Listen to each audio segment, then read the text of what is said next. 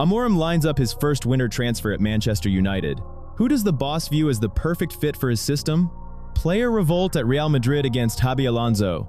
Which of the dressing room leaders is fed up with the coach? And whose side have the club's hierarchy taken? PSG step into the battle for Bayern's main defender, and Arsenal are ready to spend 80 million on a Real Madrid outcast. We're covering all that and more in today's video. Guys, let's try and hit 350 thumbs up on this one. Your support helps us make even better content for you. Let's get right into the latest transfer gossip. Real's board have picked their camp, and it is not Vinicius, not Valverde, and not the angry clique in the dressing room. The club have gone out in public behind Xabi Alonso. The reality, though, is miles from perfect. Alonso's side are top of La Liga, but the last few weeks have been as toxic as it gets 3 straight competitive fixtures without a win. The pressure on the coach has hit a point where people are seriously talking about him being on the brink. The breaking point was a jittery 2-2 draw with Elche. Right after that, word broke that Vinicius Jr. is refusing to sign a new deal because of his strained relationship with Alonso. On top of that, the Brazilian has, according to reports, told Florentino Perez to his face while Alonso is in that job, he is not interested in any new contract. From there, it stopped being simple, grumbling, and turned into an outright battle for power. Vini is not the only one refusing to budge. In Alonso's demands, Valverde and Vinicius fall short in terms of attitude to their work. This despite both of them being seen as textbook professionals and natural leaders. The obvious question is, how those players have suddenly become the ones who are supposedly chipping away at the manager's authority. Then there is the whole separate line about Vini's hysterics in El Clasico. The Brazilian's behavior is still being picked apart, but one thing is clear, he is not going to quietly accept Alonso's calls. If anything, it feels like Vinicius already sees himself as ahead in this personal war, and is sure the 44-year-old will be forced out of the club earlier than he would hope. Xabi Alonso, for his part, is acting as if he could not care less about talk of a bust-up with Vini. His public stance is total silence on the media noise, full focus on the training pitch and trying to drag the team back onto a winning path, but behind that, the dressing room is far from peaceful. The latest leaks in the Spanish press say there are 6 Real players right now who are furious with Alonso's methods. Vinicius Jr., Federico Valverde, Rodrigo, Brahim Diaz, Endrick, Ferland Mendy. Each has his own complaint. Valverde has simply not found himself in the system and, due to injuries to others, has been shoved in at right back. It is, to put it mildly, not where he wants to be. Rodrigo is feeling the lack of minutes, even though Alonso is trying to use him on his favored left side. Brahim Diaz looks sharp every time he comes on, but the time he actually gets is painfully short. Young Endrick and Mendy are also far from happy with the roles they have been handed. All of it is happening during a serious tactical and cultural reset. Alonso's Real is nothing like Ancelotti's. He has stepped away from the back 3 that served him so well at Leverkusen and is far tougher on structure. For him, it is vital that everyone has a clearly defined job, not the freedom of expression they were used to under Carlo. The shift into a post-Ancelotti era is a painful one, and right now that pain is on full display. Against this backdrop, the media have already been pushing the storyline, players against the coach, Alonso cannot cope, they need someone new. That is when the club came down hard. Marca report that Real's hierarchy have taken an extremely tough stance. The manager is the top authority. There are no plans at all to sack Alonso. He is the man who must lead the side in the coming years.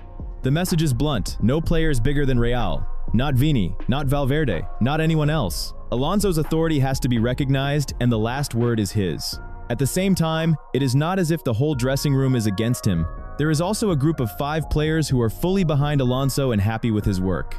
That is vital, because the issue now is not only results but who actually makes the final decisions in this team. Alonso stays under pressure, but he has a very clear mandate from the club.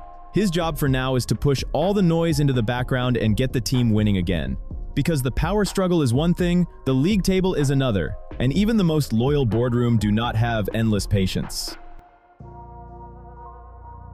Wolves are risking losing their midfield engine right at the season's crunch time.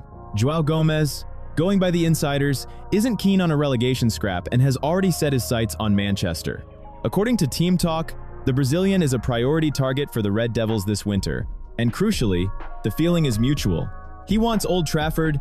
It is a curious situation. On one hand, Wolves value their leader at 40 to 50 million pounds. That is a fair price in this market, especially for a player with Prem experience. On the other, losing a key holder in January is basically shooting themselves in the foot for a club already struggling and risking the drop. But keeping Gomes will be tough. The 24-year-old knows he is peaking and wants top-level football, not to flounder in the basement of the table. Let's see why United are ready to pay up. Gomes moved to England from Flamengo in Jan 2023 and has really toughened up. He has played over 100 games for Wolves, netting 7 with 4 assists. But stats are secondary here. The main thing is his impact. He has proven himself as one of the league's most promising young midfielders. And not just Manchester noticed his progress. For United, the logic is simple. They desperately need a replacement for Casemiro. The team has massive issues controlling the middle, lacking grit and safety in the pivot. Gomes is seen as a long-term investment to bring that balance back. He can add tenacity to the defensive block, something Amorim's side critically lacks.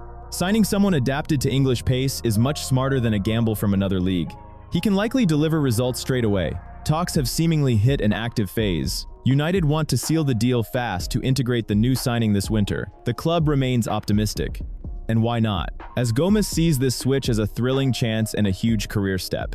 It is hard to say no to Manchester United, even if your current club is in trouble. For Wolves, it is a double-edged sword. 50 million is good money, making the transfer realistic. But the question remains, can they stay up without their best midfielder? Gomes leaving would be a serious blow to their structure. However, the Brazilian seems less worried about that than the prospect of wearing the red shirt. He needs quality around him, and United need to plug a hole in the center. The puzzle fits, they just need to shake hands. We await official news, but it looks like Manchester will have one more Brazilian this winter. Liverpool is trying to snatch from Real the heart of their midfield. At this time, in the scope is not a player for prospect but an already fully ready monster of the center of the field, the 27-year-old Federico Valverde. According to information from the Spanish paper, Fichajes, the Merseysiders are ready to pay for the Uruguayan 150 million euros. Valverde has for many years been counted as one of the key players of the Madrid club. This is not simply yet another midfielder in rotation but one of the pillars of the present, Real. The loss of such a player would be a real blow to the team. Friends, do not leave the episode without your reaction. It very much helps the work of the channel put a finger up or down better right now. Write a comment, we will be thankful. But Liverpool has its own logic as well. They need to strengthen and deepen the line of midfield, doing it at once with quality and not with patches on the sides. By level, Valverde is one of the best midfielders of Europe right now. Versatile, powerful, dynamic. He can play in several positions, adds to the team physique reliability without the ball and a crazy volume of work. For Liverpool, such a profile is the ideal upgrade. It closes immediately several roles and lifts the general level of the squad. The sum of 150 million already falls into the category of very serious. Even for Real, such money makes them think. The club in the near future has to strengthen several key positions to continue fighting for all trophies.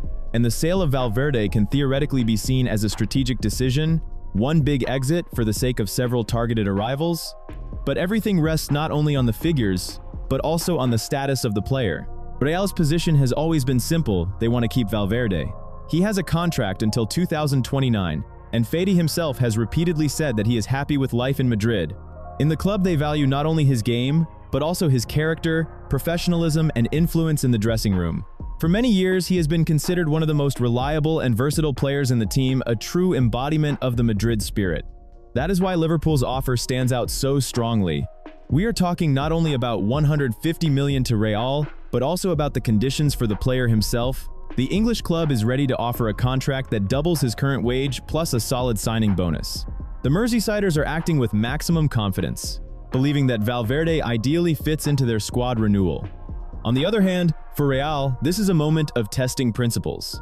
On one side, an almost untouchable player who is valued for the stability and identity he gives the team. On the other, 150 million that would allow them to strengthen several priority areas at once and fit into long-term planning. For many years, Valverde was the one about whom they said not for sale. But Liverpool's sudden offer forces even a club like Real to stop and look at the bigger picture. For the Uruguayan, a move to the Premier League could become a new big challenge. But for now, the main question is, 1. Are they ready in Madrid? For the sake of money, to part with one of their most reliable soldiers? A deal of this scale would be an outstanding transfer for Liverpool and a painful decision for Real. For now, this is a huge sign of attention and a very loud test of how much Madrid's untouchable really costs. Dayot Upamecano is stuck in one of those situations where everyone seems happy, and yet nobody really is. The Frenchman himself says openly that he is happy in Munich. Since the Belgian coach came in, he has finally got some stability. nailed down a starting spot and turned into a key piece at the back. But once you look at his contract and the numbers in it, things do not look nearly as rosy. Upamecano's current deal with Bayern runs until June 2026. He earns about 10 million euros a year, which only puts him 12th in the squad. For a player who keeps improving every season and basically carries the defense, that place on the wage list, to put it mildly, does not line up with reality. So it is no surprise that money is the main thing holding up talks over a new contract. On top of that, the big guns have now turned up PSG and Real Madrid. According to Florian Plettenberg from Sky Sport, Upamecano's camp have already spoken to both clubs. PSG are especially keen. They see Dayot as a cornerstone for their next cycle and part of a French core under Luis Enrique. And of course, the board are already thinking about 2026 and the chance to get him as a free agent. Real Madrid are not just putting a casual "we are interested" next to his name either. They are actively searching for a center back, and Upamecano is on their short list. In a market where top center halves are going for 80 million euros or more, the chance to bring in a player like this for free is the kind of gift no one turns down. Bayern, meanwhile, are trying to move first. The club hierarchy and supervisory board are sure they can sort things out with Dayot and tie him down until 2030. Sporting director Max Eberl is personally fronting the negotiations. Inside the club, the view is clear. Upamecano is at the heart of company's defensive rebuild, and his situation needs to be wrapped up as soon as possible. But it all comes down to money and the limits of the wage structure. Bayern have to offer a contract that honestly matches Upamecano's current level without blowing up the whole salary system. If they don't act, they're looking at a really uncomfortable scenario. Either you overpay now, or in just 6 months you lose a key center back for nothing with massive damage both on the pitch and financially. Xabi Alonso publicly claims he values Rodrigo highly, but let's be honest, actions speak louder than words. The Brazilian is increasingly left out while the gaffer plays other lads on the right flank, and Arsenal have decided to pounce on this situation. The Gunners are ready to step up and take the winger who is fed up with warming the bench in Madrid. According to the latest leaks from Spain, an offer of 80 million will soon land on Real's table. But don't lose your heads over the sum just yet. Arsenal are acting smart here. They are offering 60 million euros as a fixed fee, and another 20 million will come as add-ons. The logic is clear. With this offer, Londoners want to test if Real are actually ready to sell. In the summer, Madrid demanded much more. The price was simply unfeasible. But now the situation has changed. Madrid might actually buckle and open the door for a transfer given the worries about the Brazilian's game time. You can understand Rodrigo too. The lad is 24, his peak years. Yet he isn't getting consistent minutes. Just like many of you really, you visit the channel regularly, watch videos from start to finish. But for some reason, you don't make the starting lineup of subscribers. It annoys Rodrigo, and frankly, it annoys me too. Let's fix the stats. The subscribe button is down below. It is easier than fighting for a spot at Real. One click, and done. Even before January, he started seriously thinking about leaving. The reason is simple but valid. He wants to be a nailed-on starter for Brazil by the World Cup next year. As you know, sitting on the bench at Real won't achieve that. He needs match fitness, which Xabi Alonso seemingly cannot provide. The Premier League looks like the most likely route, but Tottenham have also appeared on the horizon. Spurs have had the player on their shortlist since last summer and also want to strengthen the wings by January. But a question arises here. Does the Brazilian view Tottenham as a priority when there is interest from Arsenal? The competition is serious, but the Gunners look far more ambitious. It will be interesting to see if they are ready to give him the chance he was denied in Spain. If the transfer comes off, it could be a wise move for Arteta. Rodrigo isn't just a pace merchant, he is versatile. He can cover the wings or play up top. His Real teammates actually call him the most gifted player in the squad. Imagine the creativity and goals he could bring to Arsenal. The lad has the technical skills to tear it up in the Premier League and huge potential to become world-class. Arsenal should definitely try to get him. In England, he'd likely get the opportunities he is missing this season at Real. For such talent to sit on the bench is simply a crime. Rodrigo is highly rated across Europe, and regular action in the Prem could finally unlock his best qualities. Waiting for January as this topic promises to be spicy.